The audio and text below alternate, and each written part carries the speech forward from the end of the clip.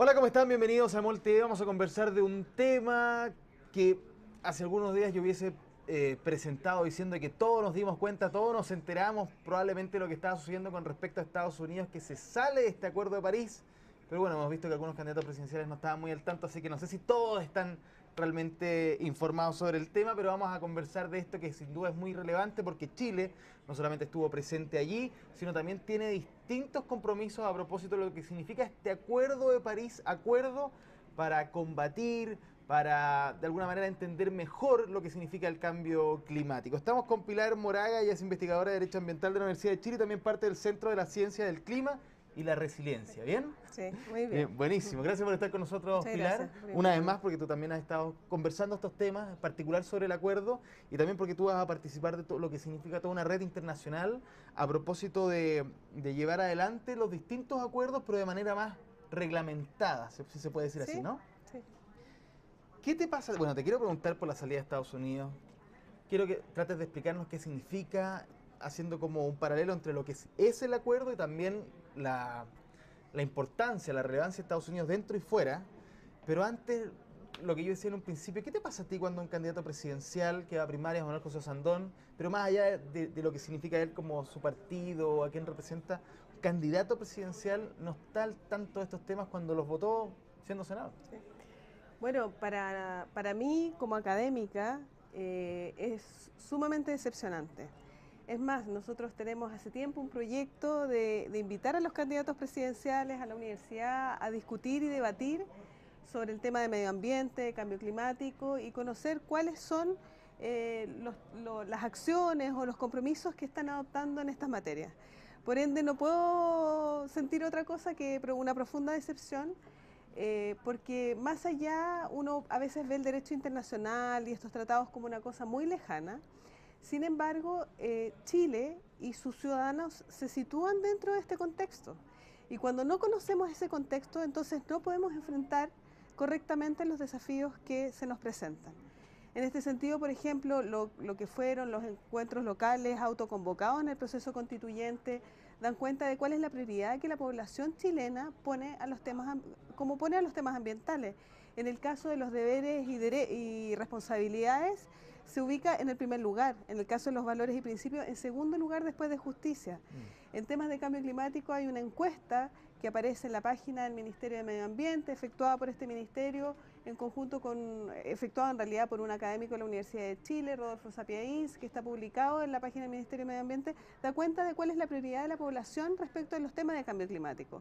Y cambio climático puede parecer abstracto, un concepto muy indeterminado, pero si hablamos de sequía, si hablamos de incendios, de marea roja, de aluviones, bueno, vemos que el asunto está muy presente, ¿no? ¿No es así? Por ende, yo invitaría no solo al senador Osandón, sino que a todos los candidatos a la presidencia, ¿no es cierto?, a poder sensibilizarse con este tema, que es de las prioridades mundiales en este minuto, porque es un problema mundial. Y el que sea un problema mundial no es algo que está en Marte, es algo en el que Chile está involucrado. Ahora, de todas formas, más allá de que este senador en particular, que es candidato a la presidencia, no le estoy restando ningún valor, no entienda, no sepa, no esté al tanto, en fin, no le preocupe, parece, este tema, vemos un Senado de la República que lo ratificó unánimemente, su voto incluido. En general, el Senado está involucrado y varios de sus miembros o sus pares han salido a criticarlo, porque de alguna manera decían, este no era cualquier tema, es un tema relevante. Tu visión a propósito de la relevancia que nuestra clase política o dirigente le da a estos temas, es la correcta? ¿Eso te decepciona menos o te tiene orgullosa? ¿Cuál es el paralelo? Porque hace 10 años atrás probablemente el interés era mucho menor, ¿no? Sí, bueno, yo creo que aquí Chile ha tenido una política sostenida en el tiempo que ha ido más allá de los gobiernos de turno y que es de tener un fuerte compromiso y ambición con el tema de cambio climático. Eso se observa desde la firma de la Convención Marco en adelante. Y por ende, en el grupo de negociación del AILA, que es el grupo regional de negociación, ha tenido una firme convicción en torno a ir avanzando en estos temas. Lo vemos también en lo que es la política pública que Chile se ha dado en esta materia. Lo vimos en la reciente cuenta pública de la presidenta, en que anuncia la creación de un grupo de expertos que acompañen la toma de decisión de manera a dar respuestas más idóneas a los problemas del cambio climático. Lo vemos también en la incorporación del precio del carbono, de las inversiones públicas. Y en esto el Congreso también ha tenido una labor muy importante, que fue la de votar por unanimidad el respaldo a la ratificación del acuerdo, lo que es una señal muy potente, muy fuerte y que se alinea absolutamente con los objetivos mundiales que tenemos ahora. Vámonos a lo que pasó ahora con Estados Unidos. Yo quiero que tú nos trates de explicar básicamente cuál es la real relevancia de la salida de este país, de este acuerdo, porque uno entiende, aquí eran casi 200 países que se ponen de acuerdo. La diferencia con acuerdos anteriores o pactos anteriores tiene que ver con que cada uno se comprometía a lo que de alguna manera estaba dispuesto o podía, ahí depende cómo lo interpretamos, pero a disminuir o a generar ciertos cambios de legislación y otras cosas más. Pero eso era lo bueno, que de alguna manera, porque cada uno se ponía de acuerdo y prometía algo, se hacía que hubiese más voluntad. Pero uno lo piensa también, y Estados Unidos y China, por ejemplo, que son de los países más relevantes en esta materia, se habían comprometido incluso antes del mismo pacto. Y ahora tenemos un Estados Unidos con Trump que sale. ¿Cuál es tu reflexión? Bueno, la reflexión acá es que efectivamente el Acuerdo de París fue fruto de muchas negociaciones y difíciles negociaciones, y es por eso que se opta por esta fórmula híbrida en que en el acuerdo, bueno, se establece su contenido y el objetivo, que es el de no superar el aumento de la temperatura global en 2 grados Celsius y tratar de acercarse al 1,5. Pero las obligaciones que cada país asume para alcanzar este objetivo, como tú bien lo decías, se establece en una contribución nacionalmente definida por cada país y cada estado, ¿no?, de acuerdo a sus propias capacidades. ¿Por qué llegamos a esto? Porque la disputa acá se dio principalmente, como tú también lo decías, entre Estados Unidos y China. ¿Y por qué? Porque Estados Unidos fue el contribuyente histórico a las emisiones de gases de efecto invernadero. El primero que comenzó y el primero en sus índices. En los 90 parece que era una cosa brutal. Exacto. Solamente Estados Unidos. Solamente Estados Unidos. O sea, el desarrollo de los países industrializados se alcanzó gracias al calentamiento global, o produciendo como consecuencia el calentamiento global, puesto que son los combustibles fósiles que estuvieron a la base de ese desarrollo los que generaron este fenómeno. Pero bueno, con el poco andar, la geopolítica cambia, ¿no es cierto? China se transforma, se comienza a transformar en una economía emergente, y lo que sucede con esto es que alcanzar el desarrollo también sobre la base del uso de combustibles fósiles lo sitúa en el segundo mayor contaminante y recientemente en el primero.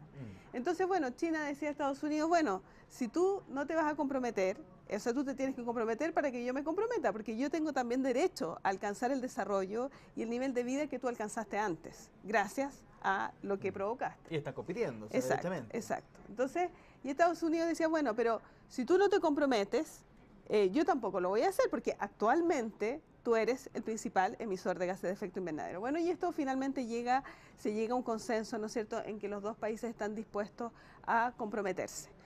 Por ende, hoy la salida de Estados Unidos en este contexto significa un retroceso en términos políticos. En términos jurídicos, el acuerdo sigue vigente y producto o como consecuencia de esta reacción de Estados Unidos, lo que se ha generado es un gran compromiso de los demás estados. La Unión Europea y China han tomado el liderazgo en esto, de seguir muy comprometidos. Ha habido una declaración de los ministros de Medio Ambiente por continuar en el compromiso, que no es un compromiso cualquiera, porque acá estamos hablando de la preservación de la especie humana en el planeta. Por ende, los compromisos no son cosas que puedan traer consecuencias simplemente económicas o de otro tipo. Estamos hablando de la sobrevivencia humana. Entonces, el juego que hay es aún mucho más importante. El punto es que una vez que se da... Entiendo que este acuerdo es el más importante que hemos tenido en la historia a propósito de este tema, ¿no? El que realmente logra sentar unas bases de aquí en adelante podemos seguir avanzando en la materia, pero eso también tiene que ver con que el mundo se fue convenciendo de que el cambio climático existía, de que las pruebas científicas eran tales, etcétera, etcétera. Pero uno ve que pasa esto con Estados Unidos y de verdad yo me pregunto, ¿en Estados Unidos creen en esto o no? Bueno, Estados Unidos está muy dividido. Es más, pensemos que el presidente Trump anunció su salida ya en la campaña presidencial y tomó algún tiempo en adoptar la decisión. No De fue un día una para de las otro. medidas que tomó en los primeros días de gobierno. Entonces, ¿y esto por qué fue? Bueno, había mucha controversia, hay mucha controversia en Estados Unidos. Hasta las empresas como Exxon, Google, Apple y muchas otras, llamaron al presidente a no salirse del acuerdo. Hay estados federales, Y quieren California. cumplir el acuerdo independiente de lo que diga el gobierno. Exactamente, exactamente, o estados federales, vemos California con un fuerte compromiso, Washington también ha expresado, Nueva York, o sea, están muy alineados con los objetivos del acuerdo, por ende, no es algo simple para Estados Unidos, puesto que hay mucha controversia y están muy divididos en eso. Ahora, planteaban desde Estados Unidos, quienes por supuesto están a favor de la salida, que, aquí hay mucho mito, ¿ah? De que Estados Unidos tenía que cumplir ciertas metas mucho antes que China, que en la Unión Europea, o que la presión para ellos era inmediata y para otros países no tanto. ¿Eso es tan así? ¿Cómo funciona esto de los compromisos? Bueno, los compromisos los definió cada país en un horizonte que es el 2025, ¿no es cierto? Hay obligación para todos los países de ir revisando estos compromisos cada 5 años, por ende, el que tenga que cumplir antes o después es una cosa que el propio la meta de Estados Unidos la definió Estados Unidos, la meta de China la definió China. ¿Ya? Ahora, lo que sí parece muy discutible son los términos en los que el presidente Trump anuncia esto, porque dice, bueno, él está abierto a renegociar un nuevo acuerdo que sea más justo, ¿ya? Aludiendo, ¿no es cierto?, a estas diferencias que tú bien nombraste antes. Pero resulta que estamos en esto por Estados Unidos.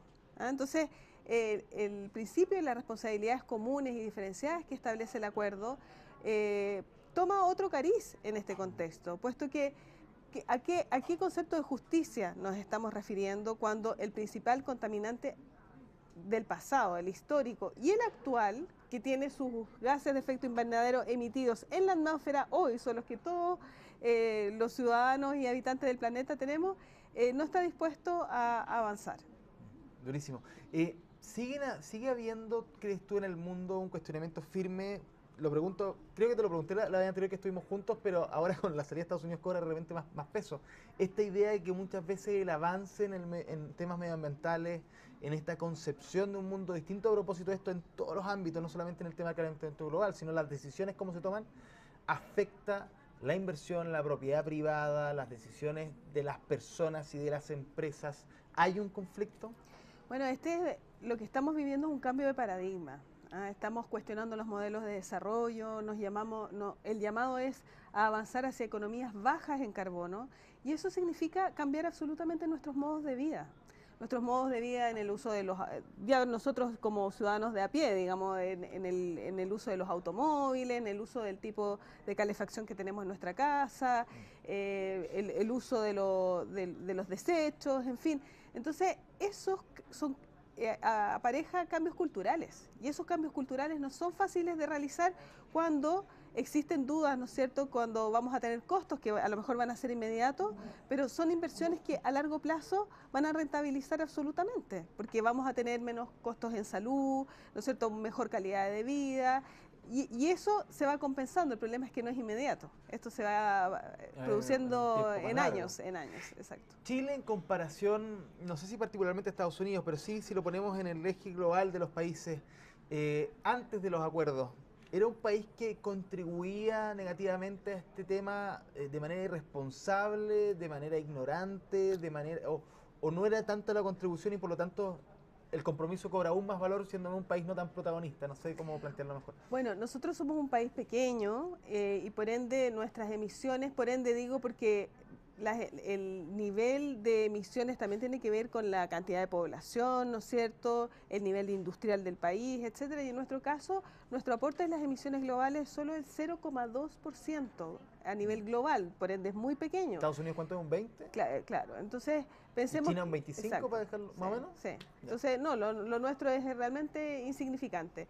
El problema de ello es que nosotros hace poco tiempo ingresamos a la OCDE, ¿no es cierto?, a la Organización de Cooperación Económica y Desarrollo, y aquí hay ciertos índices que hay que cumplir, y nuestro pecado original era que estas emisiones, si bien eran muy pequeñas, estaban creciendo de manera progresiva y muy rápida, ¿ya? Principalmente debido a las fuentes energéticas, que bueno, hemos visto también en los últimos años que eso ha cambiado y que las energías renovables no convencionales están jugando un rol muy importante en nuestro país, en lo que es la matriz eléctrica.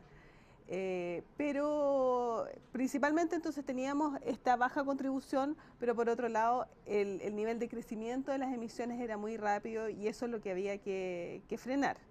Perfecto. Vuelvo al tema, trato, pensando en Chile, volver al tema de la autoridad y los políticos respecto a esta materia. Me acuerdo hace 1 o 2 años, incluso cuando se estaba preparando todo este tema de la convención, en general los medios de comunicación estábamos cada vez más informando el tema. Vivimos un invierno en que Chile tuvo altas tasas de contaminación, probablemente mucho más que antes en términos también de que se reguló mejor, ¿no? Los índices, el tope, ¿no? Cuando saltan las alarmas. Pero también en la misma época se discutían temas constitucionales, si afectaban o no afectaban ciertas cosas a la propiedad privada, en fin. Y vimos una serie de ministros, incluido el de Hacienda y Medio Ambiente, qué sé yo, ir a encuentros empresariales a tratar estos temas, cuando con respecto a los temas medioambientales o de contaminación, habían comunidades enteras o comunas de Pudahuel, por ejemplo, que pedían la presencia de ellos también para conversar este tema porque decían, nos estamos muriendo, nos estamos ahogando. Bueno, decidieron ir con los empresarios primero. No quiero hacer polémica con la pregunta, simplemente quiero decirte, ¿tú sientes todavía que en Chile probablemente en términos de cómo le afecta a la ciudadanía, la autoridad no logra empatizar tanto y se quedan en el marco global o empresarial o de inversión o en fin? Bueno, yo creo que hay una parte, yo creo que primero en términos de autoridad política y de gobiernos, hay que decir y hacer un reconocimiento. Chile ha avanzado mucho en sus políticas ambientales desde la dictación de la ley 19.300, que es la ley de bases generales del medio ambiente. Del año 94 en adelante ha habido realmente un desarrollo sostenido y cada vez de mayor perfeccionamiento del marco legal, sin perjuicio de que necesitemos más, ¿ah? Ahora, si tenemos que ver cuál es la realidad en Chile respecto de cómo se percibe el medio ambiente en las prioridades políticas, efectivamente hay un sector que todavía percibe el medio ambiente como un lomo de toro, ¿ah? Y esto incluso ha sido objeto de títulos de seminarios y congresos que se han organizado en Santiago hace algún tiempo.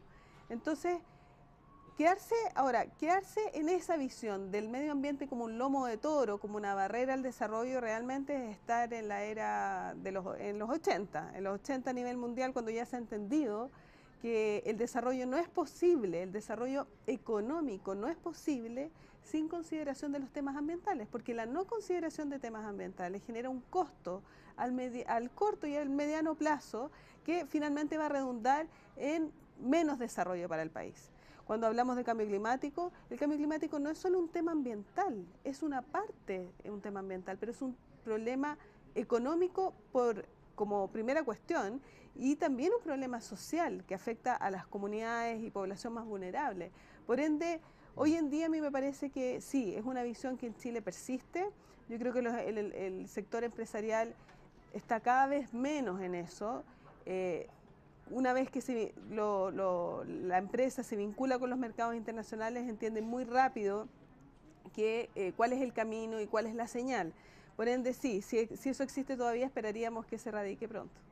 Buenísimo. Pilar Moraga, investigadora de Derecho Ambiental de la Universidad de Chile, también parte del Centro de la Ciencia, del Clima y la Resiliencia. Muchísimas gracias por estar con nosotros explicándonos estos temas y bueno, veremos qué pasa, porque como tú bien dices, el tema de Estados Unidos no está en un no completamente, está en un veremos.